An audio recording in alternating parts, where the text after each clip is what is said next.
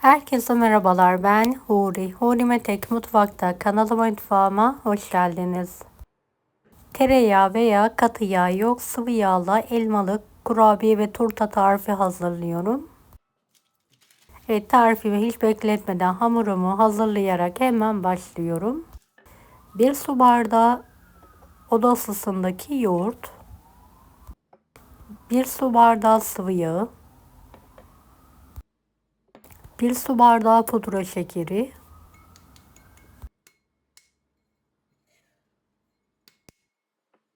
2 adet tam yumurta,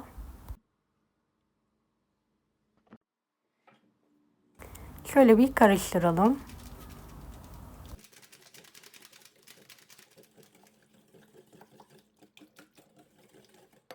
1 paket vanilya,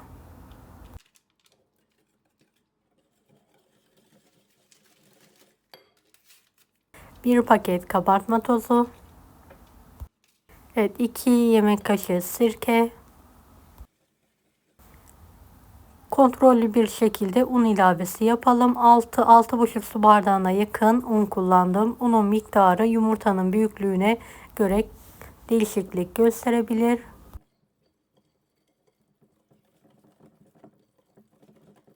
Oldukça yumuşak, ele yapışmayan bir hamur hazırlayalım.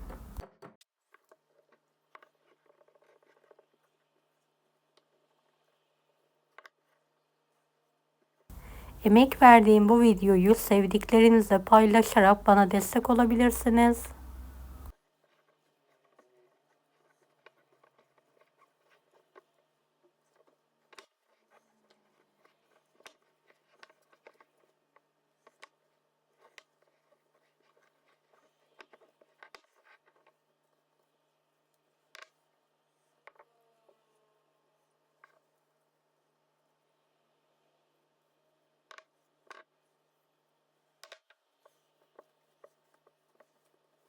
Evet, hamuru tezgah üzerine aldım ve pürüzsüz olana kadar yoğurma işlemine devam ediyorum.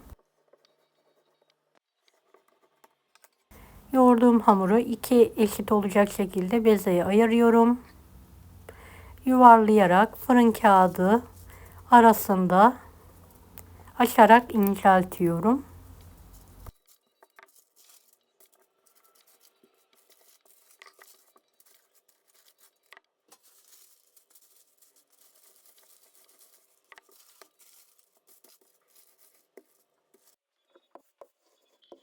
Beni hangi ülkeden veya şehirden izliyorsunuz merak ediyorum. Yoruma yazarsanız sevinirim.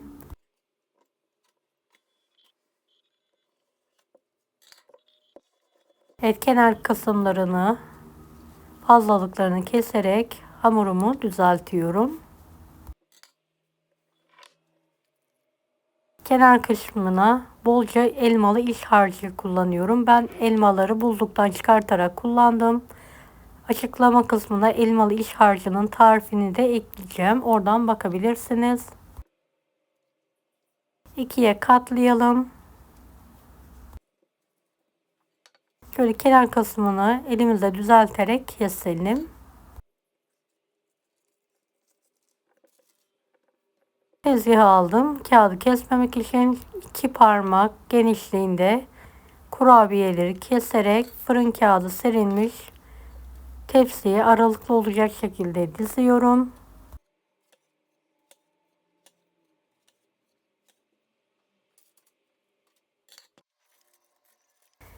Evet, hamurum bitene kadar aynı işlemi yapıyorum.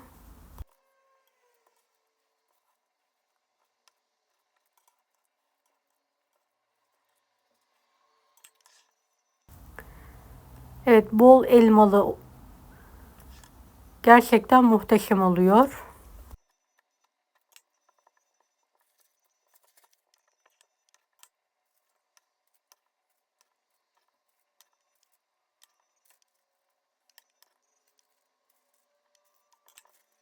Evet, kenarlarından artan hamuru tekrardan beze haline getirdim. İnce olana kadar açtım. Aynı şekilde hazırlayarak tepsiyi dolduruyorum.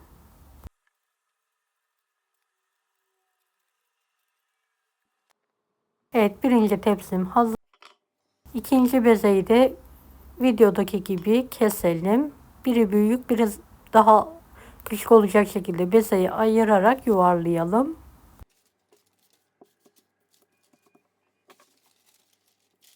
Dilerseniz fırın kağıdı, dilerseniz direkt unlayarak da açabilirsiniz. Evet, muntazam olması için büyük bir kapak yardımıyla kenarını kesiyorum. Bolca elmalı iç harçtan üzerine pay ediyorum.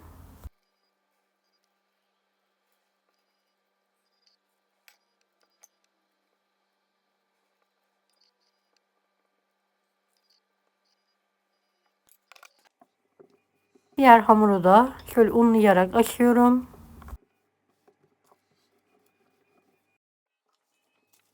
Şöyle bir aparatım var. Üzerinden geçerek kesiyorum.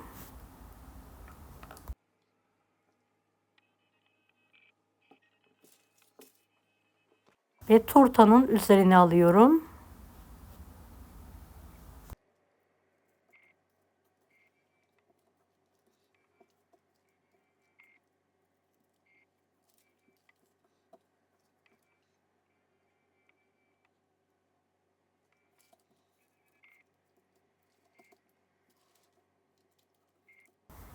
Evet, daha muntazam olması için yerleştirdikten sonra kenar kısmını, fazlalıklarını keserek alıyorum.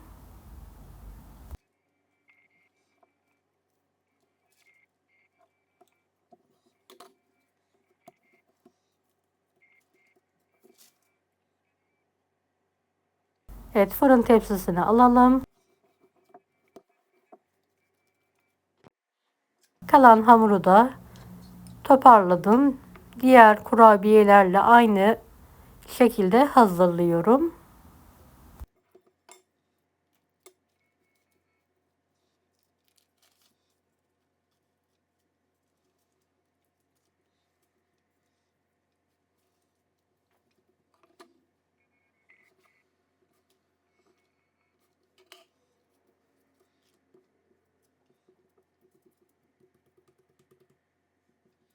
Evet, kalan boşluklara da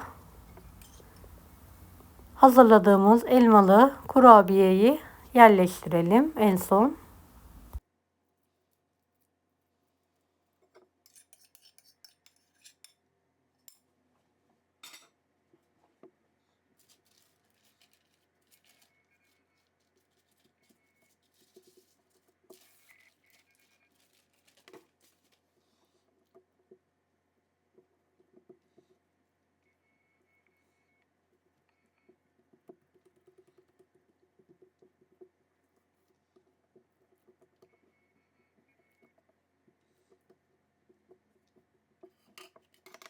Tarifte kullandığım bardak ölçüsü 250 miligramdır.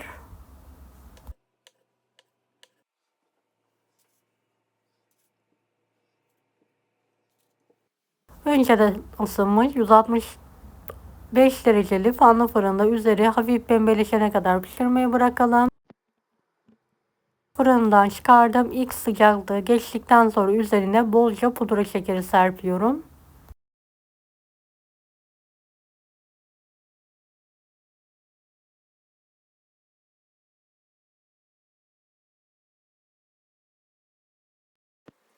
Evet, tamamen soğuduktan sonra servis tabağına alıyorum.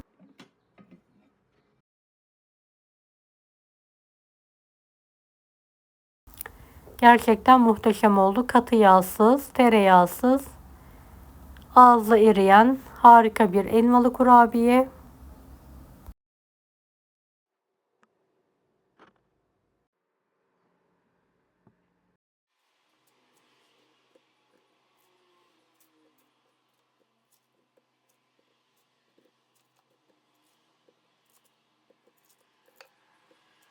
Evet, ikinci tepsiyi de servis tabağına alıyorum. Ve turtayı da farklı bir tabağa alıyorum.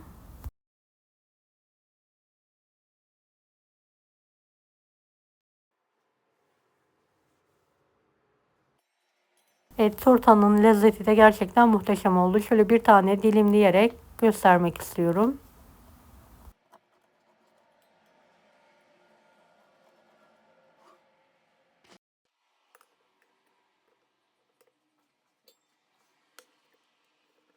Deneyecek olan herkese şimdiden kolaylıklar dilerim. Allah'a emanet olun. Hoşça kalın.